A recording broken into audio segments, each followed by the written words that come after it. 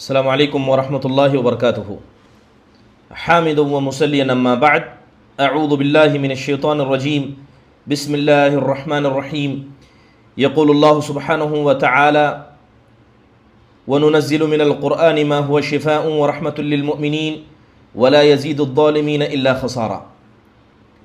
محترم حاضرین اور حاضرات، الحمدللہ اللہ کے فضل و کرم سے اب تک 2 کلاسز ہماری رقیہ شرعیہ کے حوالے سے ہو چکی ہیں، جس کے اندر کچھ بنیادی باتیں آپ لوگوں کے سامنے رکھی گئی تھی۔ آپ کے سامنے بتایا گیا تھا کہ رقیہ شرعیہ اس کے وہ کون سے بنیادی آداب ہیں جن کا خیال کرنا ہر مسلمان کے لیے ضروری ہے۔ اس کے ساتھ ساتھ یہ بات بھی بتائی گئی تھی کہ دور حاضر کے اندر رقیہ شرعیہ کے نام کے حوالے سے جو توہم پرستی لوگوں میں پھیلائی جا رہی ہے وہ کہاں تک درست ہے۔ لوگ جسم سے زیادہ اپنی روح کے اور نفس کے بیمار بنتے جا رہے ہیں، اور لوگوں نے رقیہ شرعیہ کو گویا کمائی کا ایک ذریعہ بنا کر رکھا ہے۔ اس کے حوالے سے یہ باتیں آپ کے سامنے رکھی گئی تھی کہ رقیہ شرعیہ اگر کوئی آدمی کرنا چاہتا ہے، خصوصی طور پر راقی، وہ آدمی جو رقیہ کر رہا ہے، اس راقی کے لیے کون سی چیزیں ضروری ہیں، کن چیزوں پر اگر راقی ایمان رکھتا ہے تبھی جا کر وہ رقیہ کے کام کو انجام دے سکتا ہے۔ اس کے حوالے سے بھی کچھ بنیادی باتیں آپ کے سامنے رکھی گئی۔ انشاءاللہ تعالی آج کی اس کلاس میں ان باتوں کا آپ کے سامنے ذکر کیا جائے گا کہ ایک مریض جب کسی راقی سے رقیہ کروانا چاہتا ہے تو مریض کا کن چیزوں کے مسئلے میں احتیاط کرنا یا کن چیزوں کا ایک مرقی یعنی مریض کے اندر ہونا ضروری ہے، تبھی جا کر وہ آدمی رقیہ کے کام کو انجام دے سکتا ہے۔ بات اگر کی جائے کہ ایک مریض اس کے اندر کن چیزوں کا پایا جانا ضروری ہے، سب سے اہم بنیادی باتیں جو ایک مریض کے اندر ہونی چاہیے، سب سے پہلے وہ اس بات کا عقیدہ رکھے۔ کس بات کا عقیدہ رکھے؟ اس بات کا عقیدہ رکھے کہ شفا دینے والا اللہ ہے۔ نہ شفا اس راقی کی وجہ سے مجھے مل رہی ہے، نہ شفا ان الفاظ کی وجہ سے جسے یہ پڑھ رہا ہے، بلکہ شفا کا مالک اللہ ہے۔ اسی لیے جب ہم حضرت ابراہیم علیہ السلام کی زندگی کو پڑھتے ہیں تو حضرت ابراہیم جب بیمار ہوتے تو کیا کہتے وَإِذَا مَرِضْتُ فَهُوَ يَشْفِينِ، کہ جب میں بیمار ہوتا ہوں وہی اللہ کی ذات ہے جو مجھے شفا دیتی ہے۔ یہ پہلی چیز ہونی چاہیے۔ بات اگر اس کی جائے کہ ہر مریض کا عقیدہ اتنا درست ہونا ضروری ہے جس کی بنیاد پر وہ آدمی اپنے اوپر رقیہ کروائے گا کہ وہ آدمی عقیدے میں اتنا مضبوط ہو کہ وہ اپنے دل کے اندر اس بات کو گانٹھ باندھ لے کہ شفا دینے والا اللہ تبارک و تعالی۔ شفا اس راقی کی وجہ سے مجھے مل نہیں رہی، رقیہ تو بس ایک علاج ہے، رقیہ ایک علاج ہے، اور یہ راقی ایک ڈاکٹر ہے جو میرا علاج کر رہا ہے۔ لہذا جس کا ایمان اللہ کی ذات پر جتنا کمزور ہوگا، جس کا عقیدہ جتنا کمزور ہوگا، سمجھ لیجئے کہ یہ رقیہ اتنا ہی کم فائدہ اس انسان کو کرے گا، کیونکہ جو آدمی اس بات کا عقیدہ ہی نہیں رکھتا کہ اللہ اسے شفا دینے والا ہے یا عقیدے کے مسئلے میں کمزور ہے، تو آپ جانیے کہ یہ رقیہ شرعیہ جس کا حکم اللہ اس کے رسول نے دیا ہے اس پر ہی ہمیں صحیح عقیدہ نہیں ہے تو براہ راست انسان کو کیسے فائدہ پہنچا سکتا ہے؟ بیماریاں یہ اللہ کی تقدیر سے ہمیں آتی ہے، شفا بھی اللہ کی تقدیر سے ہمیں ملتی ہے، لہذا اس بات کا انکار نہیں کیا جا سکتا کہ شفا دینے والا، بیماری دینے والا سب اللہ تبارک و تعالی ہے، لیکن اللہ نے ہمیں علاج کرنے کا حکم دیا۔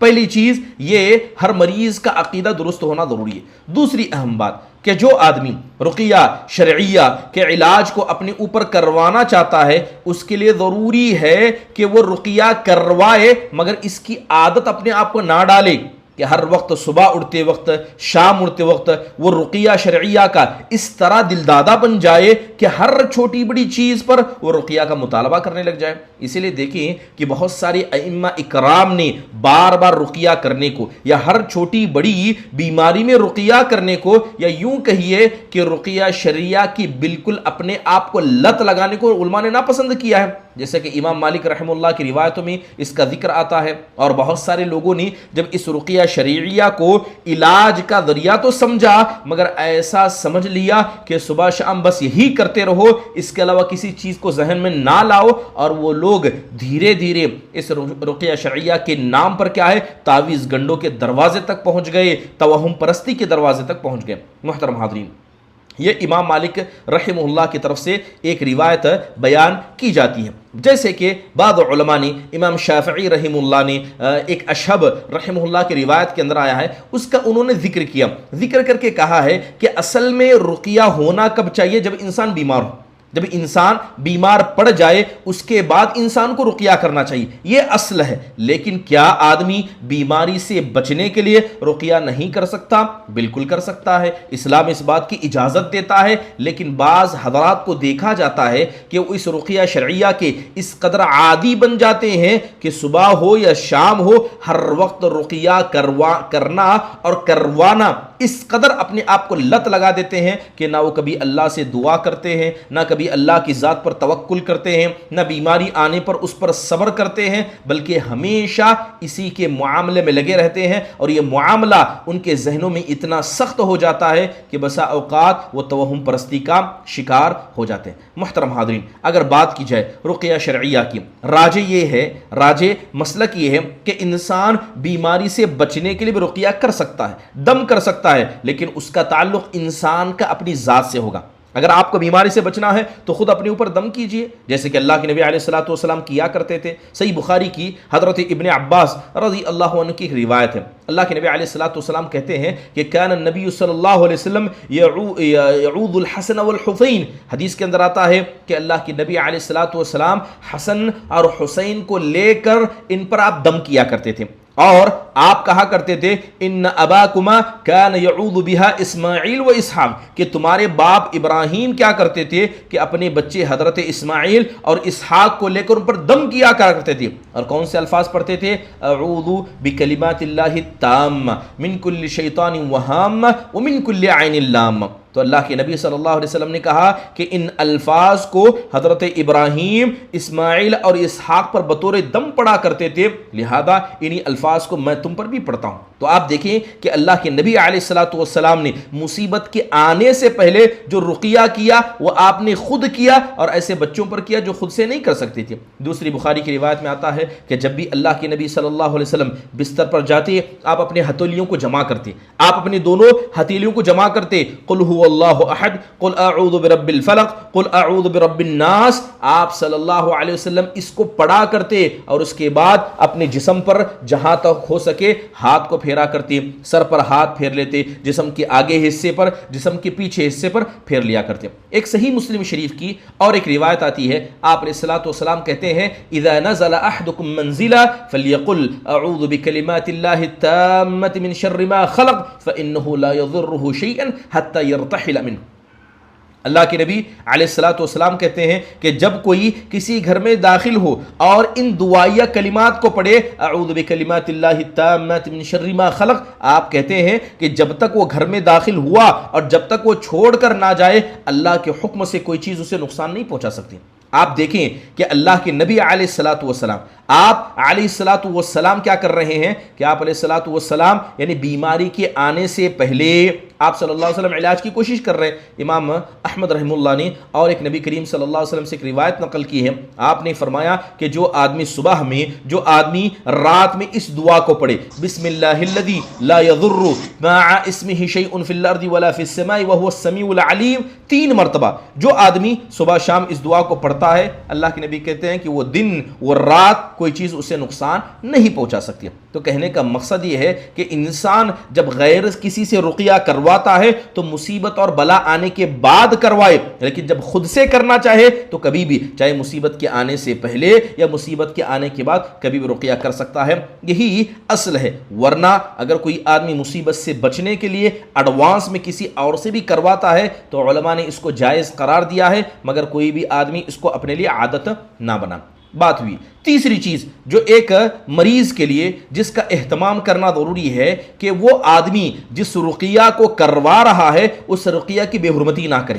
اس رقیہ کی بے حرمتی نہ کرے، اس رقیہ کے ساتھ کوئی ایسا معاملہ نہ کرے جو اللہ کی کتاب اور اس کے رسول صلی اللہ علیہ وسلم کی حدیثوں کو کیا ہے، بے حرمتی کی طرف لے جائے۔ مثال کے طور پر آپ جانتے ہیں کہ رقیہ کیا کیسے جاتا ہے، قرآن کی آیتوں کا استعمال کیا جاتا ہے، نبی کریم صلی اللہ علیہ وسلم کی بتائی ہوئی دعائیں پڑھی جاتی ہیں، اللہ کے اسماء الحسنی کا ذکر کیا جاتا ہے۔ اگر مان لیجئے کہ ان چیزوں کو کسی پانی پر پڑھ کر دم کیا گیا، اب ان چیزوں کو کسی پانی پر پڑھ کر دم کر دیا گیا، اب انسان کیا کرے گا، اس پانی کو شفا کی نیت سے پیے گا۔ لیکن اگر کوئی آدمی اس پانی سے غسل کرے اور غسل کر کے اس پانی کو کہاں بہائے، باتھ روم کے اندر بہائے، جہاں گندگی جاتی ہے وہاں رقیے کے پانی سے غسل کر کے گرا دی، یا یوں کہیے کسی نے کہہ دیا کہ اس رقیہ کے پانی کو لے کر سر پر ڈالو، اس نے سر پر تو ڈالا مگر باتھ روم میں لے جا کر سر پر ڈالا، اب وہ پانی کہاں گرا، وہ پانی گرا باتھ روم میں، گندی جگہ میں۔ تو لہذا کہیں نہ کہیں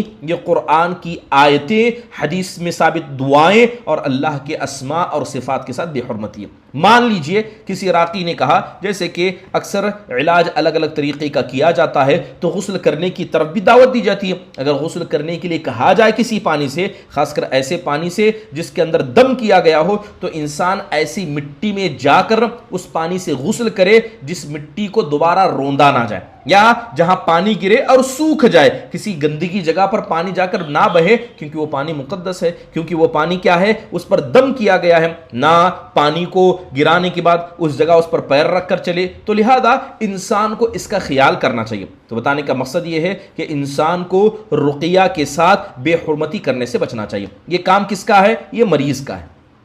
اس کے علاوہ چوتھا کام جو ایک مریض کو جو اپنے اوپر رقیہ کروانا چاہتا ہے اس کے لیے کرنا ضروری ہے، وہ یہ ہے کہ جس مریض کو یا جس مریض پر دم کیا جا رہا ہے، سب سے پہلے وہ اپنے آپ کو گناہوں سے دور کر لے۔ ایسا ہو نہیں سکتا کہ اللہ تبارک و تعالیٰ کی کتاب کی آیتیں آپ پر پڑھی جا رہی ہیں، نبی کریم صلی اللہ علیہ وسلم کے درمیان کے ذریعے بیان کردہ حدیثیں آپ پر پڑھی جا رہی ہیں اور آپ گناہ پر گناہ کر رہے ہیں۔ بہت سارے لوگوں کو دیکھا جاتا ہے کہ رقیہ پڑھا جاتا ہے، مگر جس طرح وہ گانے سننے کے عادی تھے وہ رقیہ کرنے کے بعد بھی گانے اسی طرح سنتے ہیں۔ بہت سارے لوگوں کو بیڑی سگریٹ پینے کی عادت و لت ہوتی ہے، بہت سارے لوگ نمازوں سے دور ہوتے ہیں۔ بات اگر خواتین کی جائے تو بہت ساری خواتین علاج کے درمیان کیا ہے، جس طرح کہ پہلے بے پردگی کرتی تھی اب بھی بے پردگی کرتی ہیں، یا یوں کہیے پاکی صفائی کا خیال نہیں کرتی ہیں، اللہ کی کھل کر نافرمانیاں کرتی ہیں۔ تو یاد رکھیں کہ مریض کے لیے ضروری ہے کہ جب وہ بیمار ہو جائے، اس پر کوئی رقیہ کر رہا ہے، تو اس رقیے کے فترے میں، یعنی اس وقت میں جس وقت اس کا علاج ہو رہا ہے، وہ اپنے آپ کو مکمل ہر گناہ سے پاک رکھے، ہر گناہ سے اپنے آپ کو بچا لے۔ جس گناہ میں بھی ملوث ہے، اس ایام میں خصوصی طور پر اس گناہ سے دور رہنا، یہ رقیہ کا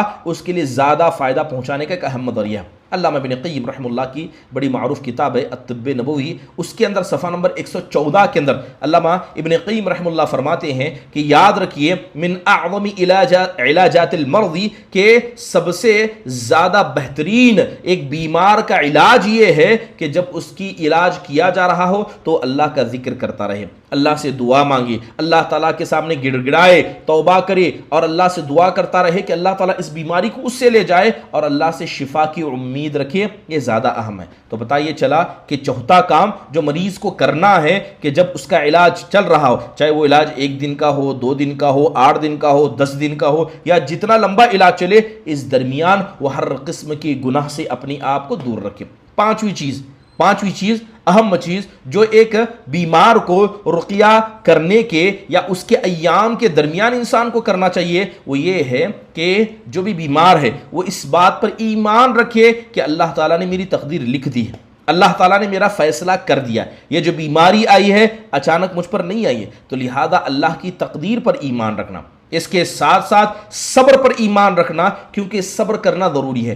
بغیر صبر کے کسی انسان کو کچھ نہیں ملتا۔ ایسا ہو نہیں سکتا کہ بیماری آ گئی، یہ انسان واویلا مچانے لگ گیا، ہنگامہ کرنے لگ گیا، اللہ تعالیٰ کی تقدیر پر الزام لگانے لگ گیا، اللہ تبارک و تعالیٰ کے مسئلے میں اپنی زبان کو لمبا کرنے لگ گیا، کہنے لگ گیا کہ اللہ تبارک و تعالیٰ کو میں ہی ملا تھا، کہ اللہ تعالیٰ کو میری ہی اولاد ملی تھی، کہ اللہ تعالیٰ نے یہ مصیبتیں مجھ پر کیوں لا کر رکھ دی۔ تو یاد رکھیے ایسا نہیں ہو سکتا. اگر کوئی آدمی ان کاموں کو انجام دیتا ہے تو یقین جانیے ایسے لوگوں پر رقیہ شرعیہ بھی براہ راست کیا ہے مکمل فائدہ نہیں پہنچا سکتا. سب سے پہلے انسان کو اللہ کی تقدیر پر ایمان رکھنا چاہیے. ایمان رکھنا چاہیے کہ اس کی تقدیر میں اللہ نے خیر بھی لکھا ہے شر بھی لکھا ہے. اللہ کی ذات پر مکمل یقین رکھنا چاہیے اور اس بات کا بھی یقین رکھنا چاہیے کہ جو مصیبت آئی ہے وہ کسی غیر کے نہیں اسی کے پاس آنے والی تھی, اور جو چیز اس کو نہیں ملی ہے وہ یقیناً اللہ کے نہ چاہنے سے اس کو نہیں ملی ہے. اسی لیے اللہ تعالیٰ قرآن میں کہتا ہے ما اصاب من مصیبت فی الارض ولا فی انفسکم الا فی کتاب من قبل ان نبرأها ان ذلك علی اللہ یصیر لکی لا تأسوا علی ما فاتکم ولا تفرحوا بما آتاکم واللہ لا يحب كل مختال فخور.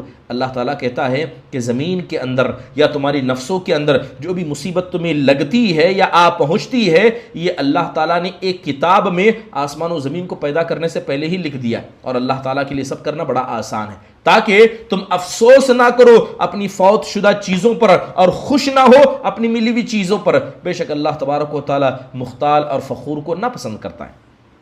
محترم حاضرین, تو اس سے بات پتہ چلی کہ اگر ساری امت مل کر کسی کو فائدہ پہنچانا چاہے وہ فائدہ نہیں پہنچا سکتے مگر اتنا ہی جتنا اللہ نے تقدیر میں لکھا ہے. سارے مل کر کسی کو نقصان پہنچانا چاہے نہیں پہنچا سکتے مگر اتنا ہی جتنا اللہ نے تقدیر میں لکھ دیا ہے. قلموں کو اٹھا لیا گیا ہے, صحیفوں کو سکھا دیا گیا ہے. اسی لیے اللہ تعالیٰ صبر کرنے والوں کے بارے میں کہتا ہے وَبَشِّرِ الصَّابِرِينَ الَّذِينَ إِذَا أَصَابَتْهُمْ مُصِيبَةٌ قَالُوا إِنَّا لِلَّهِ وَإِنَّا إِلَيْهِ رَاجِعُونَ أُولَئِكَ عَلَيْهِمْ صَلَوَاتٌ من ربهم ورحمہ وَأُولَئِكَ هُمُ الْمُهْتَدُونَ.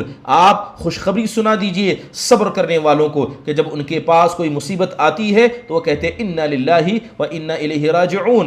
آپ وہ اللہ تبارک و تعالیٰ کی طرف پلٹنے کی بات کرتے ہیں. لہذا انسان کی زندگی یقیناً تکلیفوں سے گھری ہوئی ہے, انسان کی زندگی زخموں سے مصیبتوں سے گھری ہوئی ہے. کوئی دن ایسا نہیں گزرے گا کہ کسی دن وہ ہنسے گا تو کسی دن وہ روئے گا. انسان کی یہ زندگی ایسے ہی چلتی ہے مگر جتنا آدمی اللہ پر صبر کرتا ہے اس کی ذات پر یقین رکھتا ہے اور مصیبت آنے پر اللہ سے ثواب کی امید لگا دیتا ہے یہ مصیبت اس کے لیے ہلکی ہو جاتی ہے. محترم حاضرین, یاد رکھیے کہ صبر, یاد رکھیے کہ بے شک صبر یہ بیماری سے بچنے کا ایک بہترین علاج ہے. جو لوگ صبر کرتے ہیں یقیناً اگر ان کا صبر مضبوط ہوا تو یہ صبر اکیلا اتنی طاقت رکھتا ہے کہ کسی بھی انسان کو بڑی سی بڑی مصیبت سے بچا لے.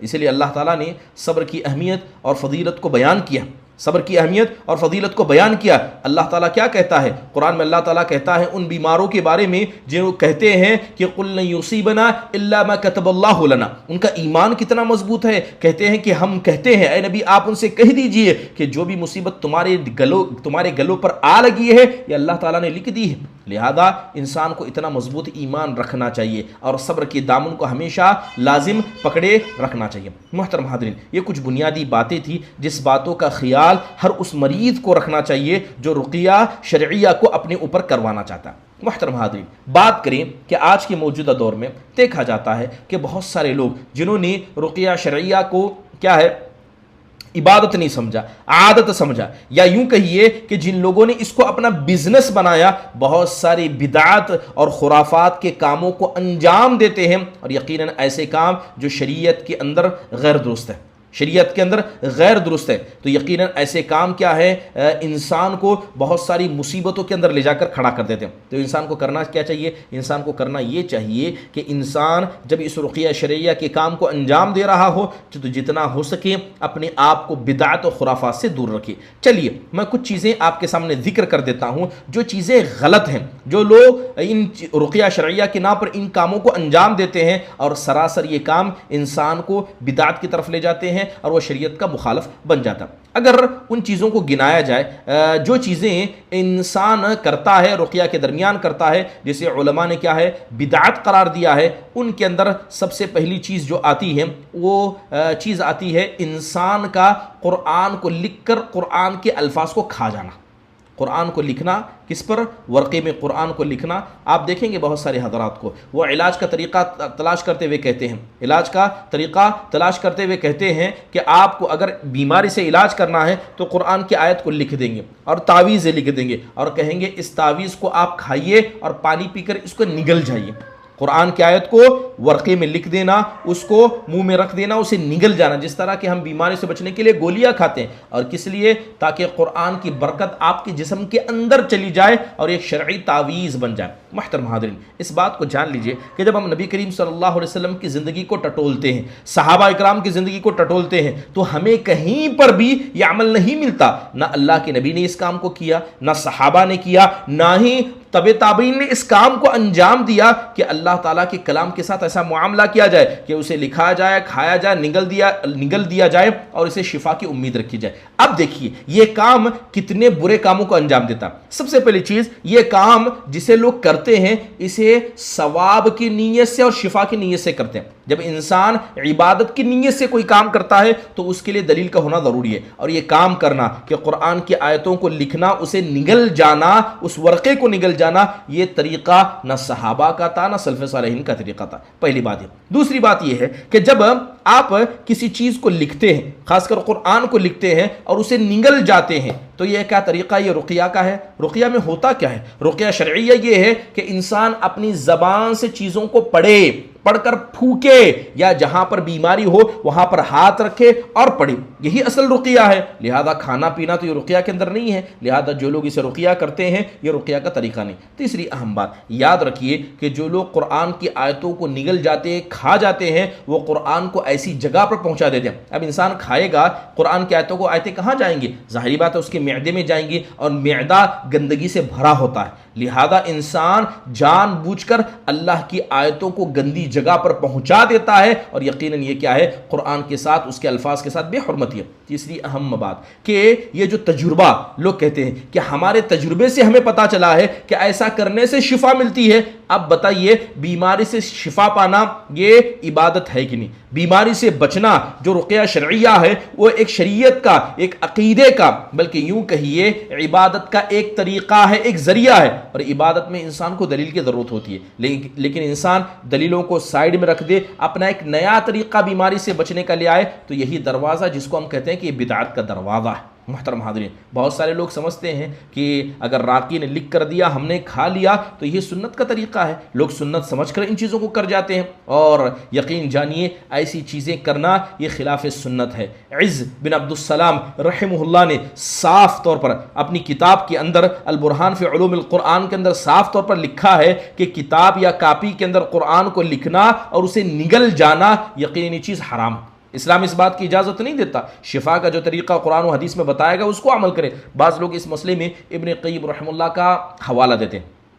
ابن قیم رحمہ اللہ کی بعض کتابوں کے اندر ذکر ہے کہ اگر کوئی آدمی بسم اللہ مرت، بسم اللہ قرت، بسم اللہ قلت، اگر کوئی آدمی کسی مریض کو لگاتار یہ چٹیاں لکھ کر دے اور وہ پانی میں ڈبو کر اس پانی کو پی جائے، لہذا اس سے اس بیماری سے علاج ملے گا۔ لہذا بعض لوگ ابن قیم رحمہ اللہ کا حوالہ دے کر ان کاموں کو انجام دیتے ہیں۔ یقین جانیے کہ جو نسبت بعض ائمہ کی طرف کی جاتی ہے، اگرچہ انہوں نے اس بات کو کہا ہو، مگر یہ قرآن و سنت کے مخالف ہے، انسان کو اس کام کرنے سے بچنا چاہیے۔ دوسری مخالفت، دوسری بدعت کا کام یا دوسرا غلط کام جو بہت سارے راقی کرتے ہیں، وہ مریض کے جسم پر قرآن کی آیتوں کو لکھ دیتے ہیں۔ مریض کے جسم کے یعنی ہاتھ پر لکھ دیا، بسا اوقات سینے پر لکھ دیا، بسا اوقات پیشانی پر لکھ دیا، بسا اوقات پیٹھ پر لکھ دیا، اور یہ سارے کام لکھے جاتے ہیں۔ جیسے کہ ان کا بھی ذکر بہت ساری کتابوں کے اندر، جیسے امام ابن قیم رحمہ اللہ نے اپنی کتاب زاد المعاد کے اندر اور طب نبوی کے اندر ذکر ہے۔ رعاف نام کی بیماری ہوتی ہے، اس کے اندر آیت کو لکھا جاتا ہے۔ بہرحال جو بھی طریقہ اپنایا جاتا ہے، قرآن کی آیتوں کو مخصوص طریقے سے، مخصوص ذریعے سے لکھا جاتا ہے۔ یاد رکھیے نبی کریم صلی اللہ علیہ وسلم نے نہ اس کام کو انجام دیا، نہ ہی آپ کے سامنے اس کام کو کیا گیا، نہ اس کام کو صحابہ نے کیا، تو لہذا اس کام کو ہم نہیں کریں گے کیونکہ اللہ کے نبی صلی اللہ علیہ وسلم صحابہ نے نہیں کیا۔ دوسری بات یہ ہے کہ کسی مخصوص جگہ پر کسی مخصوص آیت کو لکھنا، یقیناً یہ کام کرنے کے لیے انسان کے پاس دلیل کا ہونا ضروری ہے۔ اور وہ بھی کہتے ہیں کہ جب انسان کو سخت بخار ہو جائے تو فلاں آیت کو یہاں لکھیے، اور جب سورج طلوع ہوگا تبھی لکھیے گا، جب سورج پیلا ہو جائے گا تبھی لکھیے گا۔ تو لہذا وقت کی پابندی، آیت کی پابندی، جگہ کی پابندی، یہ سارے کام عبادت کے نام سے کیے جاتے ہیں جس کی کوئی شرعی دلیل نہیں ملتی ہے، لہذا اس کو نہیں کرنا چاہیے۔ بسا اوقات بہت سارے لوگوں کو دیکھا جاتا ہے کہ پیشانے پر قرآن کی آیتیں لکھ دیتے ہیں، کہا جاتا ہے یہ کیا ہے، تو کہتے ہیں کہ اس کے ذریعے رقیہ کیا گیا ہے، لہذا وہ آدمی سجدہ کرتا ہے، بستر پر سو جاتا ہے اور آیتیں اس کے پیشانی پر لکھی ہوتی ہیں، لہذا پین سے یا کسی گاڑی چیز سے لکھی جاتی ہے، جب تک وہ مٹ نہ جائے باقی رکھا جاتا ہے، اور اسی آیت کو لے کر نعوذ باللہ من ذالک وہ بیت الخلاء میں تک داخل ہو جاتا ہے اور اس کو رقیہ کا نام دیا جاتا ہے۔ بتائیے کہاں تک یہ سارے کام درست ہوتے ہیں؟ بلکہ یاد رکھیے کہ جو لوگ تجربے کے نام پر اس طرح کے کام کرتے ہیں، اگر مان بھی لیجئے کہ اگر کسی نے کیا، کسی کو ایسے کسی کام سے شفا مل گئی، تو کیا وہ قرآن حدیث کی دلیل مل گئی؟ کیا وہ قرآن و حدیث کی دلیل ہو گئی کہ کسی آدمی نے تجربہ کیا اور تجربہ سے اسے شفا ملی؟ لہذا ہر آدمی قرآن و حدیث کی آیتوں کو چھوڑ دے، جو طریقہ شریعت نے بیان کیا اس کو چھوڑ دے اور جا کر ان کاموں کو انجام دے۔ ویسے تو بہت سارے حضرات جو قبر پرست ہیں وہ بھی کہتے ہیں کہ جب ہم فلاں فلاں بابا کی درگاہ پر جاتے ہیں، ہم مانگتے ہیں تو ہمیں مل جاتا ہے، ہم مانگتے ہیں تو ہمارے دل کو سکون مل جاتا ہے، ہم نے جو بابا سے مانگا ہم کو ملا ہے۔ تو کیا اگر انہوں نے کسی بابا سے بطور شرک مانگ لیا اور مان لیجئے کہ ان کی تمنا پوری بھی ہو گئی، تو کیا یہ شریعت کی دلیل بن جائے گی کہ انسان نے فلاں سے مانگا اور اس کو مل گیا، لہذا شریعت کی دلیل ہے؟ جو حرام ہے سو حرام ہے، جو شرک ہے سو شرک ہے۔ اگر انسان تجربہ کرتا ہے اور تجربہ انسان کو شرک تک لے جاتا ہے تو کوئی بھی آدمی اس کو صحیح قرار نہیں دے سکتا۔ محترم حاضرین، تو رقیہ کے مسئلے میں اس کا خیال کرنا ضروری ہے۔ اس کے علاوہ تیسری بڑی غلط کام جو بہت سارے لوگ رقیہ کے حوالے سے کرتے ہیں، وہ کچھ خاص چیزوں کو مخصص کر دینا، یعنی لکھ دینا کہ دیکھیے آپ کو فلاں آیتیں فلاں دن میں فلاں مرتبہ اتنی ہی جگہ، ایسی جگہ بیٹھ کر اتنی مرتبہ پڑھنا، یعنی آیتوں کو خاص کر دیا، اس کے ساتھ وقت کو خاص کر دیا، جگہ کو خاص کر دیا، پڑھنے کا طریقہ خاص کر دیا۔ اب اتنا جو خاص کر دیتے ہیں اس کی کوئی دلیل شریعت اسلامیہ کے اندر نہیں ملتی ہے۔ اب کچھ چیزیں ہیں قرآن و حدیث کے اندر ثابت ہے، جیسے شریعت نے جائز قرار دیا، جیسے سورہ فاتحہ کا بڑا قصہ مشہور ہے کہ ایک سردار کو بچھو نے کاٹ لیا تھا، لہذا ایک صحابی نے سورہ فاتحہ کے ذریعے رقیہ کیا تو اللہ کے نبی صلی اللہ علیہ وسلم نے کہا تھا وما یدریک انہا رقیہ، تمہیں کیا پتا کہ وہ رقیہ تھا؟ لہذا یہ ثابت ہے، لہذا اس کو آپ پڑھ سکتے ہیں۔ معوذتین قل اعوذ برب الفلق قل اعوذ برب الناس، صحیح بخاری مسلم کی روایت ثابت ہے، اسے آپ پڑھ سکتے ہیں۔ آیت الکرسی قرآن کے عظیم آیتوں میں سے ہے، اس کو بھی آپ پڑھ سکتے ہیں۔ لیکن اس کے علاوہ اگر کوئی آدمی تجربہ کرتا ہے، کہتا ہے کہ سورہ بقرہ کی فلاں آیت کو اتنی مرتبہ پڑھا جانا چاہیے، جبکہ قرآن و حدیث میں اس کے خاص کرنے کی کوئی دلیل نہیں ملتی ہے، تو لہذا یہ تجربہ انسان کو فائدہ نہیں دیتا ہے۔ بعض علماء نے تقسیم کی ہے، ایک ہے مختصر رقیہ، ایک ہے درمیانی رقیہ، ایک ہے لمبا رقیہ۔ اسے علماء نے درست قرار دیا ہے کیونکہ یہ قرآن کی آیتوں ہی سے اس کو پڑھا جاتا ہے، قرآن ہی کی آیتوں کو اس میں لکھا جاتا ہے، تو یہ درست ہے۔ مگر قرآن کی کچھ خاص آیتوں کو دن کا ذکر قرآن و حدیث میں نہیں ہے، خاص کرنا، خاص طریقے سے پڑھنا، یقیناً یہ چیزیں غیر درست ہیں، انسان کو ان کاموں سے احتراز کرنا چاہیے۔ محترم حاضرین، اس کے علاوہ ایک اہم کام جو رقیہ کے درمیان کیا جاتا ہے، جسے بعض لوگ سنت سمجھ کر کہتے ہیں، کہا جاتا ہے کہ قرآن کو لے کر پیٹھ کے پیچھے رکھا جاتا ہے۔ بہت سارے لوگ کیا کرتے ہیں، قرآن کو لے کر اسے ٹیک لگاتے ہیں، قرآن کو دیوار پر رکھ دیا اور قرآن پر ٹیک لگا کر بیٹھ گئے اور کہتے ہیں کہ اس کے ذریعے انسان کو شفا ملتی ہے۔ یقیناً یہ کام سنت کے خلاف ہے، یہ کام سنت کے خلاف ہے، لہذا اگر کوئی آدمی اس کام کو انجام دیتا ہے وہ اللہ تعالیٰ سے ڈرے۔ قرآن کو پیٹھ کے پیچھے رکھنا، قرآن کو کیا ہے انسان تکیہ بنا لے، کہاں تک یہ چیزیں شریعت اسلامی اس کو درست قرار دیں گی کہ جس کی بنیاد پر انسان ایسے کام کو انجام دے؟ محترم حاضرین، قرآن کو تکیہ بنانا یا قرآن کو کیا ہے بطور تکیہ رکھ کر قرآن کے ساتھ ایسا معاملہ کرنا، یہ شریعت کی مخالفت کے اندر اہم، یعنی شریعت کی مخالفت اس سے ثابت ہوتی ہے اور شریعت کی مخالفت کے اندر یہ چیز آتی ہے۔ انسان کو اس مسئلے میں احتیاط کرنا چاہیے۔ بعض لوگوں نے اس کام کو کرنے کے بعد کہا کہ ہمیں شفا ملی ہے، لہذا پھر وہی بات دہرائیں گے کہ اگر کسی ایک آدمی کو اس سے شفا مل جاتی ہے، اس کا مطلب یہ نہیں کہ وہ کام صحیح ہو جائے گا، وہ کام درست ہو جائے گا۔ محترم حاضرین، یہ کام نہ اللہ کے رسول صلی اللہ علیہ وسلم نے کیا، نہ صحابہ کرام نے کیا، بلکہ بسا اوقات اس کام کو کرنے میں قرآن کی بے حرمتی ہے۔ کیسے بے حرمتی ہے کہ انسان قرآن کو پیٹھ کے پیچھے رکھ دے، گھنٹہ آدھا گھنٹہ بیٹھ جائے، پسینہ اس کے جسم سے نکلنے لگے، قرآن پر ٹیک لگانا، کہاں تک یہ درست ہوگا؟ بہت سارے لوگ اس کے اندر، حضرت ابو دجانہ رضی اللہ عنہ کی روایت روایت پیش کرتے ہیں, حضرت علی رضی اللہ عنہ کی روایتیں پیش کرتے ہیں, ایسی روایتیں جو قرآن و حدیث میں کبھی آئی بھی نہیں, یعنی ایسے حدیثیں جو صحیح بھی نہیں ہے, لوگ ان کو ذکر کرتے ہیں اور کہتے ہیں کہ فلاں صحابی نے کیا ہے, بلکہ امام ابن جوزی رحمہ اللہ نے یہ جو ابن دجانہ رحمہ اللہ اور اس کے ساتھ ساتھ جو حضرت علی کا حدیث ذکر کرتے ہیں اس کو موضوعات میں روایت کیا ہے. تو لہذا اگر کوئی آدمی قرآن کو ٹیک لگاتا ہے اور اس سے شفا کا ذریعہ سمجھتا ہے تو یقیناً وہ آدمی غلط کام کرتا ہے اور اللہ اس کے رسول اس بات کو نہیں پسند کرتے ہیں. پانچویں اہم بات, رقیہ کے مسئلے میں بہت سارے لوگ جو غلط کام کرتے ہیں, اس کے اندر غلط کام لوگ یہ بھی کرتے ہیں کہ اس میں لوگ اپنے تجربے ثابت کرتے ہیں کہ ہمارا تجربہ ہے. کیا کہتے ہیں؟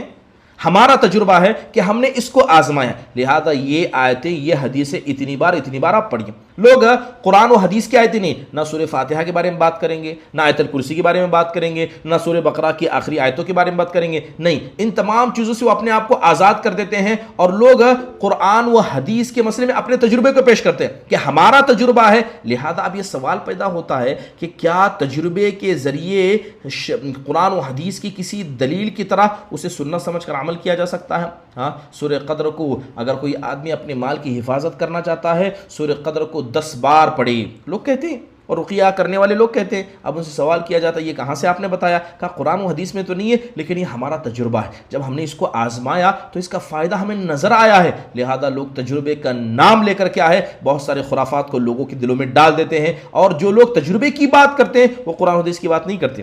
یعنی کہتے ہیں کہ قرآن و حدیث کے اندر جو بتایا گیا وہ تو ہے ہی ہے, لیکن ہمارا تجربہ زیادہ اہم ہے, تو لوگ تجربے کو لے لیتے ہیں اور قرآن و حدیث کی باتوں کو چھوڑ دیتے ہیں. بلکہ آپ جائیں قرآن و حدیث کو پڑھیں تو آپ کو پتہ چلے گا کہ بہت سارے لوگوں نے, جس میں امام ابن المنذری ہیں, ابن عطیہ ہیں, امام قرطبی رحمہ اللہ, امام ابن تیمیہ ہیں, ابن القیم ہیں, ابن الجزری ہیں, امام سیوطی ہیں, اسی طرح امام مکی ہیں, امام شوکانی, بے شمار ایسے ائمہ آپ کو ملیں گے جن سے بہت سارے تجربے ثابت ہیں, جنہوں نے اپنے تجربے بتائے ہیں. لیکن کیا اس کا مطلب یہ ہے کہ انسان ان تجربے کو لے اور قرآن و حدیث کی آیتوں کو چھوڑ دے؟ محترم حاضرین, انسان کو اس مسئلے میں اللہ تبارک و تعالیٰ سے ڈرنا چاہیے. بعض لوگ کہتے ہیں کہ سورہ یاسین کو جو آدمی رات میں ایک بار پڑھے گا کبھی وہ ناراض نہیں ہوگا, ہفتہ بھر وہ آدمی خوش رہے گا. سبحان اللہ, خوش رہنے کے لوگ نسخے بانٹ رہے ہیں اور لوگ اسے کیا ہے بڑے بڑے ائمہ کی طرف اس کو منسوب کر دیتے ہیں. آپ دیکھیے, اب بات یہ آتی ہے کہ تجربے کے طور پر رقیہ شرعیہ کو پیش کرنا اور تجربے کے نام پر کیا ہے رقیہ کو سنت کے جیسا اس کے ساتھ برتاؤ کرنا کہاں تک درست ہے؟ سب سے پہلی چیز کہ رقیہ شرعیہ یہ دین کا حصہ ہے, یہ علاج ہے, اور یہ کتاب و سنت سے ثابت شدہ ہے, تو ویسے ہی ہم کریں گے. اب اگر کوئی آدمی اپنے تجربے کو مقدم رکھتا ہے تو ضروری ہے کہ وہ قرآن و حدیث سے کوئی دلیل پیش کرے کہ آپ نے جو تجربہ آزمایا ہے کیا اس سے پہلے کسی نے اس کو آزمایا ہے. بلکہ شیخ الاسلام ابن تیمیہ رحمہ اللہ نے صاف کہا ہے کہ جن لوگوں نے کتاب و سنت کو کیا ہے سابقین اولین کے طریقے پر ان سے شفا نہیں حاصل کر دی, یعنی اس طریقے سے شفا نہیں حاصل کی جس سے صحابہ نے اپنے لیے شفا حاصل کی تھی, تو یقیناً وہ آدمی بدعت کے راستے پر چل پڑتا ہے. امام شوکانی رحمہ اللہ فرماتے ہیں کہ میں نے جتنا بھی دین کے مسئلے میں رقیہ کے مسئلے میں تجربے کی بات کرنے والوں کو دیکھا تو اکثر بے مشرع لوگوں کو دیکھا, یعنی بدعتی لوگوں کو دیکھا, جو لوگ صرف اپنے تجربے بیان کرتے ہیں اور قرآن و حدیث کی چیزوں کو چھوڑ دیتے ہیں. محترم حاضرین, دوسری اہم بات یہ ہے کہ انسان جب بات تجربے کی کرتا ہے کہ ہم نے اس کو آزمایا ہے, ہمارا آزمایا ہوا نسخہ ہے, تو اس کا مطلب یہ ہوا کہ قرآن و حدیث کے نسخے آپ کے نزدیک سیکنڈری ہیں اور آپ کا آزمایا نسخہ آپ کے نزدیک زیادہ بہتر ہے. تو لہذا یہ چیز بھی بڑی خطرناک بن جاتی ہے. بہت سارے لوگ تجربے کے نام پر کیا ہے الگ الگ طریقے بیان کرتے ہیں.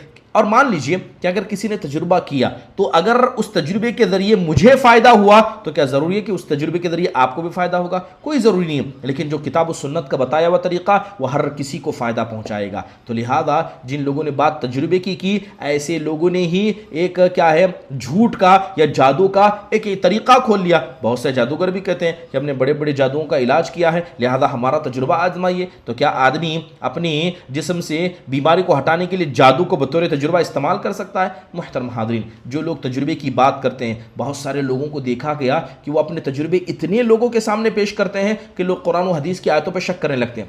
کہ آپ نے تجربہ کیا، آپ کو فائدہ ہوا، آپ کے تجربہ میں نے عمل کیا، مجھے بھی فائدہ ہوا، لیکن قرآن و حدیث کی آیتوں کو پڑھا تو مجھے فائدہ نہیں ہوا۔ لہذا ایسا آدمی جو ہمیشہ تجربوں کی بات کرتا ہے، آزمانے کی بات کرتا ہے کہ ہم نے یہ نسخہ آزمایا ہے، ہم نے یہ نسخہ آزمایا ہے، بسا اوقات وہ نسخوں کو آزمانے کی بات اتنا کرتا ہے کہ بہت سارے لوگ قرآن و حدیث میں بھی شک کرنے لگتے ہیں کہ ہم نے قرآن پڑھا، حدیث پڑھا، ہم نے سورہ فاتحہ پڑھا، آیت الکرسی پڑھی، مگر ہمیں شفا نہیں ملی، مگر ہم نے آپ کا تجربہ کیا ہوا نسخہ آزمایا تو ہمیں شفا مل گیا۔ محترم حاضرین، یاد رکھیے کہ جتنے لوگوں نے بھی اللہ تعالیٰ کے مسئلے میں شرک کیا، جتنے لوگوں نے بھی نبی کریم صلی اللہ علیہ وسلم کی سنتوں کے مسئلے میں بدعت کو انجام دیا، سب نے تجربے کی بات کی کہ ہمارا تجربہ ہے کہ جب کسی بابا کی قبر پر جائیں گے تو ہماری مراد پوری ہو جائے گی۔ یہ تجربے انسان کو شرک اور بدعت کی طرف لے جاتے ہیں، لہذا رقیہ کے مسئلے میں انسان کو تجربے کی طرف نہیں زیادہ رخ کرنے چاہیے۔ اور جو لوگ بات تجربے کی کرتے ہیں، کیا ان کا کہنا یہ ہے کہ ہماری عقل نے قرآن و حدیث کی کچھ ایسے اصلیت کو نکال کر لایا جسے خود اللہ اس کے رسول نے پیش نہیں کیا؟ کیا وہ یہ کہنا چاہتے ہیں؟ اگر کوئی آدمی ایسا بھی کرتا ہے تو یقیناً جانیے یہ بڑی خطرناک چیز ہے۔ اور ایک اہم بات یہ ہے کہ اگر کسی سلف صالحین سے کوئی تجربہ ثابت بھی ہے تو کیا سب کے لیے وہ ایک جیسا ہوگا؟ کبھی سب کے لیے ایک جیسا نہیں ہو سکتا۔ آپ اگر شیخ الاسلام ابن تیمیہ رحمہ اللہ کو پڑھیں، وہ کہتے ہیں کہ میں نے بہت سارے لوگوں کو دیکھا کہ لوگوں نے کچھ نیک لوگوں کی دعاؤں کو لیا کہ فلاں بابا نے ایسا کہا تھا، فلاں عالم دین نے ایسا کہا تھا، اور وہ اس کو لے کر ایسا عمل کرنے لگے جیسے کہ یہ عمل اللہ کے نبی علیہ الصلوۃ والسلام کا ہے۔ تجربے کو انہوں نے سنت کے جیسی عزت دی، تجربے کو سنت کا مقام دیا۔ جس نے تجربے کو سنت کا مقام دیا اس نے شریعت سازی کی، اور یہ چیز انسان کو کیا ہے، حلال سے حرام کی طرف بلکہ اسلام سے کفر کی طرف لے جانے کے لیے کافی ہو جاتا ہے۔ محترم حاضرین، اس لیے آپ دیکھیں کہ امام شوکانی رحمہ اللہ نے اس رقیہ کے مسئلے میں تجربے کو بالکل ناجائز قرار دیا، کہا کہ نہیں، کوئی آدمی اپنا نسخہ بیان نہ کرے کہ میرا نسخہ ایسا ہے، بلکہ علامہ البانی رحمہ اللہ سے پوچھا گیا، وہ کہتے ہیں کہ نجاح التجربہ لا يكفي للدلالة على شرعیتها ولا بد، کہتے ہیں کہ اگر کسی کا تجربہ کامیاب ہو جائے کیا وہ شریعت کی دلیل بن جائے گی؟ کبھی ایسا نہیں ہو سکتا، بلکہ شریعت اصل ہے اور تجربہ مانا بھی جا سکتا ہے، ٹھکرایا بھی جا سکتا ہے۔ محترم حاضرین، خاص کر رقیہ شریعہ کے مسئلے میں ہمیں کتاب اللہ اور سنت رسول پر رہنا چاہیے۔ اللہ تعالیٰ کہتا ہے وَمَا آتَاكُمُ الرَّسُولُ فَخُذُوهُ وَمَا نَهَاكُمْ عَنْهُ فَانْتَهُوا، جو رسول دیں اسے لے لو، جس سے منع کر دے اس سے رک جاؤ۔ اللہ نے کہا وَأَنَّ هَذَا صِرَاطِي مُسْتَقِيمًا فَاتَّبِعُوهُ، یہ میرا سیدھا راستہ ہے، اسی کی اتباع کرو، وَلَا تَتَّبِعُوا السُّبُلَ فَتَفَرَّقَ بِكُمْ عَنْ سَبِيلِهِ، لہذا تم اللہ کو چھوڑ کر، اس کے راستے کو چھوڑ کر ایسے ایرے غیر راستوں پر نہ چلو، ورنہ وہ تمہیں راہ حق سے بھٹکا کر رکھ دیں گے۔ اس کے علاوہ رقیہ شرعیہ کے نام پر جو چھٹی بدعات کو انجام دیا جاتا ہے وہ تعویذ لٹکانا ہے۔ بہت سارے لوگوں نے رقیہ کے نام پر کیا ہے، لوگوں کو تعویذیں لکھ کر دی۔ کسی کو تعویذ اس کے بازو میں باندھی جاتی ہے، کچھ لوگ گلے میں لٹکاتے ہیں۔ اب تو ماڈرن زمانہ ہے، لوگ کیا ہے تعویذ کو اپنے جیب میں رکھ کر گھومتے ہیں۔ کچھ لوگوں نے گھڑی کے اندر، بابا نے کیا کیا، ایک دھاگا دیا، اس دھاگے کو گھڑی میں پرو دیا، لہذا جو گھڑی کا بیلٹ سلوا دیا اسی دھاگے سے سلوا دیا تاکہ کسی کو پتہ نہ چلے کہ یہ تعویذ ہے۔ لوگ ایسے بہانے بھی کرتے ہیں۔ بعض لوگ موبائلوں کے اوپر کیا ہے، کور کے آگے پیچھے ان دھاگوں کو رکھتے ہیں، اور یہ سب کے سب تعویذ کے نام پر ان کاموں کو کرتے ہیں۔ اور یاد رکھیے، جہاں تک بات تعویذ کی جائے، اسلام نے اس کو ناجائز قرار دیا ہے۔ اسلام میں تعویذ لٹکانا حرام ہے، جائز نہیں ہے۔ اللہ کے نبی علیہ الصلوۃ والسلام کی بے شمار حدیثیں آپ کو مل جائیں گے۔ حضرت ابی بشیر الانصاری رضی اللہ عنہ کے بارے میں آتا ہے کہ اللہ کے نبی علیہ الصلوۃ والسلام سفر میں تھے، آپ علیہ الصلوۃ والسلام نے ایک صحابی کو بھیجا اور کہا کہ اللہ یبقین فی رقبۃ بعیر قلادۃ من وتر او قلادۃ الا قطعت۔ آپ صلی اللہ علیہ وسلم نے کہا کہ زمانے جاہلیت میں لوگ اپنے جانور کے گلے میں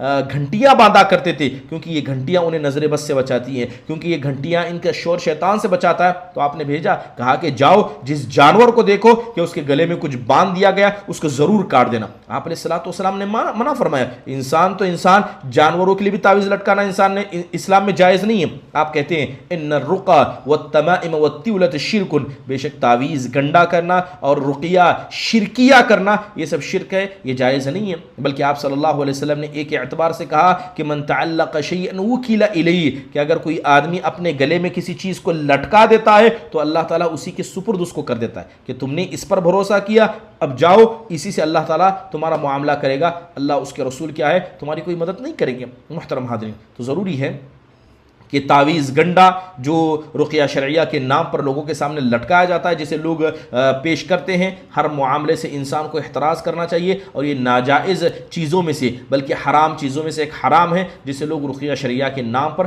لوگوں کے سامنے پیش کرتے ہیں۔ محترم حاضرین، اس کے علاوہ جو بدعتیں لوگ انجام دیتے ہیں وہ قرآن کریم کی بے حرمتی کرنا۔ اللہ معاف فرمائے کہ بہت سارے لوگوں کو دیکھا گیا جو جادوگر ہیں، بہت سارے لوگوں کو دیکھا گیا جو جادوگر ہیں، وہ کہتے ہیں کہ دیکھیے آپ کو بیماری سے اگر شفا پانا ہے تو آپ کو مصحف کو زمین پر پھینکنا ہوگا، ایسے اچھال کر مصحف کو پھینکنا ہوگا، نعوذ باللہ من ذالک۔ بعض لوگ کہتے ہیں کہ مصحف کو لیجئے، لے جا کر کچرے میں پھینک دیجئے، پھر بعد میں اٹھا لیجئے گا، مگر ایک بار آپ کا اس کا کرنا ضروری ہے۔ ایک بار آپ ایسا کریں گے، یقین جانیے آپ کے جسم سے جن چلا جائے گا۔ لوگ جو جادوگر ہیں وہ لوگوں سے دعویٰ کرتے، لوگوں سے مطالبہ کرتے ہیں کہ آپ قرآن کی بے حرمتی کیجئے۔ جو آدمی قرآن کی بے حرمتی کرے گا، بس اوقات کہتے کچھ نہیں کرنا، آپ کو قرآن پر زمین پر رکھنا ہے بس، اور قرآن کے آزو بازو آپ کو چلنا ہے۔ لوگ ایسا بھی کرتے ہیں، اور یہ سارے جادو کے کام یقین جانیے قرآن کی عظمت اللہ تعالیٰ نے بہت بلند کی ہے۔ اگر کوئی آدمی قرآن کی بے حرمتی کرتا ہے، ایسا آدمی سیدھے اسلام سے نکل جاتا ہے۔ علاج کے نام پر کوئی آدمی ایسا بے حرمتی کا کام کرے، یقیناً اسے اسلام کبھی بھی نہیں سراتا۔ محترم حاضرین، قرآن کی جو بے حرمتی کی جاتی ہے ان میں سے یہ بھی ہے کہ بہت سارے لوگ کیا کرتے ہیں، قرآن کے کچھ پیجز کو پھاڑ لیتے ہیں، قرآن کے کچھ اوراق کو پھاڑ لیتے ہیں، اسے جیب میں اپنے پرس میں رکھ لیتے ہیں۔ کہتے ہیں کہ جب تک قرآن کے چند ورقے آپ کے جیب میں ہوں گے، آپ کو شیطان و جن تکلیف نہیں پہنچا پائے گا۔ بہت سارے کمزور دل انسان ان کاموں کو کر لیتے ہیں۔ یقین جانیے انسان کو ان کاموں سے بچنا چاہیے اور اللہ تبارک و تعالیٰ سے پناہ مانگنی چاہیے۔ شیخ حافظ الحکمی رحمہ اللہ نے صاف طور پر کہا ہے کہ خدا کی قسم، جس انسان نے قرآن کی بے حرمتی کی، قرآن کی جس نے بے عزتی کی، وہ آدمی زندیق بن جاتا، بے دین بن جاتا ہے، کیونکہ اللہ تعالیٰ نے قرآن کو اس لیے نازل نہیں کیا تھا کہ انسان اسے اپنے گلے بازو میں لٹکائے، پھاڑ کر اپنے جیب میں رکھ لے۔ قرآن تلاوت کرنے کے لیے، اس پر عمل کرنے کے لیے، اس کی حکم کردہ چیزوں پر عمل کرنا، اس کی منع کردہ چیزوں سے بچنا، اس کے اندر خبر دی چیزوں کی یقین رکھنا، اللہ نے جو حدود بیان کی وہاں پر رک جانا، اس کی مثالوں سے عبرت حاصل کرنا، اس کے قصوں سے نصیحت حاصل کرنا، اس پر ایمان رکھنا، اس لیے اللہ نے قرآن کو نازل کیا ہے۔ لہذا ان کاموں کے علاوہ کسی نے قرآن کو اور کسی کام کے لیے استعمال کیا، یقیناً چیز اللہ اس کے رسول صلی اللہ علیہ وسلم کے نزدیک بے حرمتی ہے۔ ایک اور بے حرمتی بتاتا ہوں جو لوگ مصحف کے ساتھ کرتے ہیں۔ اللہ معاف فرمائے، ہمارے معاشرے کے اندر کچھ لوگوں کو دیکھا گیا، وہ کیا کرتے ہیں، وہ بڑی سی پلیٹ لیتے، پلیٹ میں آیت الکرسی کو لکھ دیتے ہیں، کہتے ہیں کہ آیت الکرسی کو لکھا جائے گا، اسی پلیٹ میں آپ کھائیے اور پیئے، آپ کو شفا ہو جائے گی۔ اللہ معاف فرمائے، تو یہ غیر مسلم جس طرح کرتے ہیں ویسے کچھ مسلمان بھی کرتے ہیں۔ شیخ ابن عثیمین رحمہ اللہ سے پوچھا گیا اس آدمی کے بارے میں جو اپنی پلیٹ کے اندر آیت الکرسی کو لکھتا ہے اور اسی میں کھاتا اور پیتا، اس کا کیا ہے؟ تو کہتے ہیں خدا کی قسم میں نے سنا تو مجھے تکلیف ہوئی، کیا کوئی آدمی، کیا کوئی ایمان والا اس حد تک نیچے بھی گر سکتا ہے کہ وہ اللہ تعالیٰ کی کتاب کے ساتھ ایسے بھی حرمتی کرے؟ ضروری ہے کہ آدمی فوراً جائے، یا تو اس پلیٹ کو لے جا کر کہیں دفنا دے، یا جا کر اس پلیٹ میں جو آیت الکرسی اس کو مٹا دے۔ ایسا ہو نہیں سکتا۔ گھر میں اگر پلیٹ ہوگی، لوگ اسے دھوئیں گے، صابن سے دھوئیں گے، اس پر گندگی پھینکیں گے، ہو سکتا بچے اس کے ساتھ کھیلیں وغیرہ، تو یہ کام یقیناً کیا ہے، ناجائز ہے، حرام ہے، انسان کو ان کاموں سے بچنا چاہیے۔ اس کے علاوہ رقیہ شریعہ کے نام پر جو لوگ بہت ساری غلط کاموں کرتے ہیں، وہ قرآن کے اندر تحریف کرتے ہیں۔ قرآن کے اندر تحریف یعنی آیتوں کو الٹا لکھنا۔ آپ نے دیکھا ہوگا، اگر اللہ تعالیٰ توفیق دے تو آپ دیکھیے کہ کچھ تعویذوں کو آپ کھول کر دیکھیں گے، اس کے اندر قرآن کی آیتیں الٹی لکھی ہوئی ملیں گی۔ اللہ تعالیٰ نے آیت نازل کی الف لام میم، وہ لکھیں گے میم لام الف، الٹا لکھیں گے۔ تو کیا یہ قرآن کی تحریف نہیں ہے؟ قرآن کو بدلنا نہیں ہے؟ نقص فائدہ اٹھانے کے لیے دوسرے طریقے کا استعمال نہیں کرنا ہے؟ لہذا اگر کوئی آدمی ایسا کام کرتا ہے، یقیناً یہ کام بھی بدعت کا ہے، اور جس نے اس کام کو انجام دیا، اللہ معاف فرمائے، اگر وہ صدق نیت سے ایسا کرتا ہے تو اسلام سے سیدھے خارج ہو جاتا ہے۔ اللہ معاف فرمائے، بہت سارے لوگوں کو ایسا دیکھا گیا جن لوگوں نے قرآن کی بے حرمتی کی۔ بعض لوگوں نے قرآن کے ساتھ کہیں، یا یوں کہیے کہ رقیہ شرعیہ کے نام پر الگ الگ یعنی الف لام میم، یا کچھ لوگوں نے الفاظ کا سہارا لے کے 1 2 3 4 5 اس طرح کے الفاظ وغیرہ کا بھی استعمال کیا۔ یہ سب کے سب کام غیر شرعی ہیں، انسان کو ان کاموں سے کرنے سے بچنا چاہیے۔ محترم حاضرین، بہت سارے لوگ شفا کے نام پر اپنے گھر کے اندر قرآن کی آیتوں کو لگا دیتے ہیں۔ اللہ معاف فرمائے، آج جائیے مارکیٹ کے اندر آپ کو آیت الکرسی مل جائے گی جو گھروں کے اندر لٹکائی جاتی ہے، سورہ فاتحہ مل جائے گا، یا محمد، یا رسول اللہ، یا علی، اس طرح کے مل جائیں گے۔ لوگ لا کر گھر پہ لٹکا دیتے ہیں اور سمجھتے ہیں کہ اس سے ہم کو شفا ہوگی۔ سبحان اللہ، یقین جانیے کہ جو آدمی تعویذ کی نیت سے یعنی پناہ مانگنے کی نیت سے یا شفا کی نیت سے اپنے گھر کے اندر آیت الکرسی کو لٹکاتا ہے، سورہ فاتحہ کو لٹکاتا ہے، یقیناً کام غیر شرعی ہے، اسلام اسے درست نہیں قرار دیتا، کیونکہ یہ کام کسی نے نہیں کیا، نہ صحابہ نے کیا، نہ سلف صالحین نے کیا، اور جو آدمی لا کر لٹکا دیتا ہے وہ کہیں نہ کہیں قرآن کریم کی بے حرمتی کرتا ہے، حدیث کے اندر جو دعائیں موجود ہیں ان کی بے حرمتی کرتا ہے۔ اس طرح شیطان نہیں بھاگتے ہیں، شیطان یہ نہیں کہ آپ نے گھر کے اندر تعویذ کو لٹکا لیا، گھر کے اندر قرآن کی آیتوں کو، آیت الکرسی کو لٹکا لیا اور اسے برکت کا ذریعہ سمجھا، یقین یہ چیز غلط ہے۔ بلکہ ایک بڑا مشہور قصہ بیان کیا جاتا ہے، الجامع لاحکام القرآن کے اندر ایک قصہ منقول ہے کہ حضرت عمر بن عبدالعزیز رحمہ اللہ نے دیکھا کہ ایک بندے نے اپنے دیوار کے اوپر قرآن کی آیتیں لکھی تھی، اسے بلایا اور کوڑے سے مارا، کہا کہ یہ کیا ہے، تم نے گھر کے اوپر قرآن کی آیتیں لکھی ہے؟ پوچھا کیوں کیا؟ کہا کہ اس سے برکت ہوگی، اس سے شفا ہوگی، اس سے رحمت ہوگی، لہذا اسے کوڑے مارے اور کہا کہ تم نے جو ایک کام انجام دیا یقیناً کام غیر شرعی ہے، اللہ اس کے رسول صلی اللہ علیہ وسلم نے اس کام کو انجام نہیں دیا۔ تو یہ بات سمجھ میں آئی کہ قرآن کے ساتھ ایسی بے حرمتی انسان کو نہیں کرنا چاہیے۔ قرآن اللہ نے بھیجا یہ ہے کہ اس کے ذریعے آپ اپنی زبان کو تر رکھیں، اس پر ایمان رکھیں، لہذا اس کے علاوہ کسی اور طریقے کا استعمال قرآن کے ساتھ کرنا ناجائز ہے۔ بہت سارے لوگوں کو دیکھا جاتا ہے۔ اب ایک سوال آئے گا کہ کچھ مسجدوں کے اندر قرآن کی آیتیں لکھی ہوتی ہیں، کچھ مدرسوں کے اندر لکھی ہوتی ہیں، ٹھیک ہے، یا جگہ جگہ آپ دیکھیں گے کچھ مدرسوں کے اندر قرآن کی آیتوں کو دیوار پر لٹکایا جاتا ہے، یہ سیکھنے سکھانے کے لیے، یہ تبرک کی نیت سے نہیں لگایا جاتا ہے۔ جہاں مسجد کے اندر لکھی جاتی ہے، یا یوں کہیے جہاں جن مدرسوں کے اندر لگایا جاتا ہے وہ تبرک کی نیت سے نہیں بلکہ سیکھنے کی نیت سے لگاتے ہیں۔ ہاں، جیسے کہ حفظ کا مدرسہ ہے تو سورہ فاتحہ کو لکھ کر لگا دیا، سورہ بقرہ کی کچھ آیتوں کو لکھ کر لگا دیا تاکہ بچہ ہمیشہ دیکھتا رہے اور سیکھ سکے۔ تو سیکھنے کی نیت سے اگر کوئی لگاتا ہے تو ٹھیک ہے، ٹھیک ہے، جیسے جگہ جگہ انسان گھر سے داخل ہونے سے پہلے گھر میں داخل ہونے کی دعا لکھ دے، مسجدوں کے اندر بھی دعائیں لکھی جاتی ہیں، یہ پڑھنے کے لیے، سیکھنے کے لیے یا ان چیزوں کو دیکھ کر پڑھنے کے لیے لکھی جاتی ہیں، تو یہاں تک یہ چیز درست ہے۔ لیکن برکت کی نیت سے لگا دینا یہ قرآن و حدیث کی مخالفت ہے، بلکہ شرک کے ذریعوں میں سے ایک ذریعہ بن جاتا ہے، انسان کو ایسا کام کرنے سے بچنا چاہیے۔ اور بہت سارے لوگوں کو دیکھیں گے یہ آیت الکرسی وغیرہ جو دیوار پر چپکانی ہوتی ہے اسے لوگ بیچتے بھی ہیں، یہ تجارت بھی غیر درست ہوگی اور اسے بیچ کر کمانا بھی ناجائز ہوگا، لہذا انسان ان کاموں سے بچے۔ اس کے علاوہ رقیہ شریعہ کے نام پر بہت سارے لوگ حرام کاموں کو انجام دیتے ہیں، حرام کاموں کو انجام دیتے ہیں۔ مثال کے طور پر کسی لڑکی کو رقیہ کروانا ہے تو اس لڑکی کو لا کر کیا ہے بٹھا دیا، چہرے پر دوپٹہ نہیں ہے، اللہ معاف فرمائے برقع پہنی ہوئی نہیں ہے، آئے بیٹھ کر خلوت میں، کہا کہ راقی صاحب موجود ہیں لہذا بیمار ہیں، دونوں اکیلے روم میں بیٹھ جاتے ہیں، کیا یہ خلوت جائز ہے؟ بسا اوقات کچھ راقی لڑکیوں کے ہاتھ پکڑ لیتے ہیں، ایسی خاتون جس کو چھونا آپ کے لیے جائز نہیں اس کا ہاتھ پکڑ لیتے ہیں، لہذا بیماری کے نام پر یعنی شفا کے نام پر یہ سارے کام بھی کیے جاتے ہیں، یہ سارے کام حرام ہیں، یہ سارے کام کیا ہے؟ ناجائز اور درست، ناجائز ہیں اور درست نہیں ہے، انسان کو ان کاموں سے کرنے سے بچنا چاہیے۔ قرآن حدیث نے جو طریقہ بتایا ہے اس کے اندر انسان کو بالکل سوچ سمجھ کر چلنا چاہیے، حرام کام کو انجام دے کر آپ اس سے شفا کو نہیں حاصل کر سکتے، لہذا یہ سارے کام بھی معاشرے کے اندر ہوتے ہیں۔ بہت ساری بوڑھی خواتین آ جاتی ہیں، کوئی اپنا ہاتھ دے دیتا ہے، کوئی کیا ہے بچی کو لا کر سامنے بٹھا دیتا ہے جن سوار ہو جائے اس کے نام پر، یا بہت سارے معاملات کے نام پر بہت سارے لوگوں کو دیکھا جاتا ہے کہ خواتین کے سر پر، کچھ لوگ پیٹھ پر، کچھ لوگ ہاتھوں کو پکڑ کر دم کرنے لگ جاتے ہیں۔ کہاں تک یہ چیزیں درست ہوں گی؟ یقیناً یہ چیزیں ناجائز حرام ہیں۔ اور خصوصی طور پر رقیہ شریعہ کے نام پر خواتین کا جو فتنہ سب سے بڑھ کر لوگوں کے سامنے آتا ہے کہ خواتین کے چہرے کو دیکھنا، وہ خواتین جن کے چہرے کو دیکھنا آپ کے لیے جائز نہیں ہے، عورت پوری کی پوری پردہ ہے، عورت پوری کی پوری ایک مرد کے لیے فتنہ ہے، اس کی صورت کو دیکھنا، اس کے جسم کو دیکھنا، اس کے معاملات کو جاننا، اس کے بارے میں اور معلومات کرنا یقیناً یہ چیز انسان کے لیے ناجائز ہے۔ اور بہت سارے راقیوں کو دیکھا گیا ہے کہ ان لوگوں نے نہ اپنے نگاہوں کی حفاظت کی، نہ اپنے عورتوں کے فتنے سے اپنے آپ کو بچا پائے، لیکن بہت سارے کیا ہے غیر شرعی کاموں کو بھی انجام دیا جاتا ہے۔ بسا اوقات یہ چیزیں کیا ہے انسان کو حرام تک لے جاتی ہیں۔ محترم حاضرین،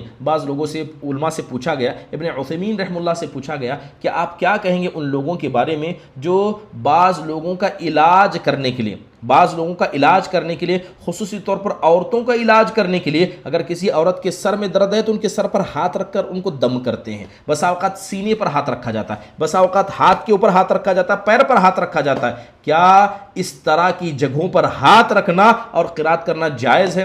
تو کہا کہ نہیں جائز ہے۔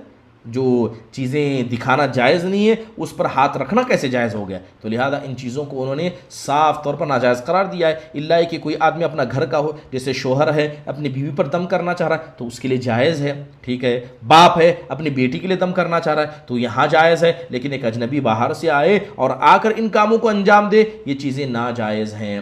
محترم حاضرین، ایک اہم کام جو بدعت ہے، غلط ہے، کیا جاتا ہے کہ بہت سارے لوگوں نے اپنے دلوں کو کچھ راقیوں کے ساتھ جوڑ دیا کہ فلاں فلاں راقی بلاری میں جائیے، بنگلور میں جائیے، فلاں جگہ جائیے، وہاں کا راقی اچھا ہے۔ کچھ لوگوں نے علاج کو کیا راقیوں سے جوڑ دیا، کوئی یہ نہیں کہ علاج شفا اللہ تعالیٰ دینے والا ہے، شفا قرآن سے ملتی، وہ نہیں، بلکہ فلاں راقی لوگوں نے اپنے دلوں کو اللہ سے جوڑنے کے بجائے، لوگوں نے اپنے دلوں کو کیا ہے قرآن کی آیتوں سے جوڑنے کے بجائے لوگوں نے اپنے دلوں کو کچھ راقیوں سے جوڑ کر رکھ دیا کہ فلاں راقی اچھے ہیں، فلاں راقی برے ہیں۔ یقیناً یہ چیزیں بھی غیر درست ہیں۔ اگر کوئی آدمی شفا کو لوگوں سے جوڑ دے، کہے کہ فلاں شیخ کے پاس جانے سے مجھے شفا ملی، جائیے حیدرآباد میں جائیے، فلاں فلاں ایک عربی شیخ ہے ان سے دم کرائیے، بہت اچھے دم کرتے ہیں، ان کے پاس ہمیں شفا ملی۔ اگر آپ نے شفا کو مخلوق سے جوڑا، اس سے بڑھ کر اور شرک کیا ہوگا؟ اور اللہ معاف فرمائے، اس طرح کا شرک ہمارے صفوں کے اندر داخل ہو چکا ہے اور لوگ کرتے ہیں رقیہ شرعیہ کے نام پر۔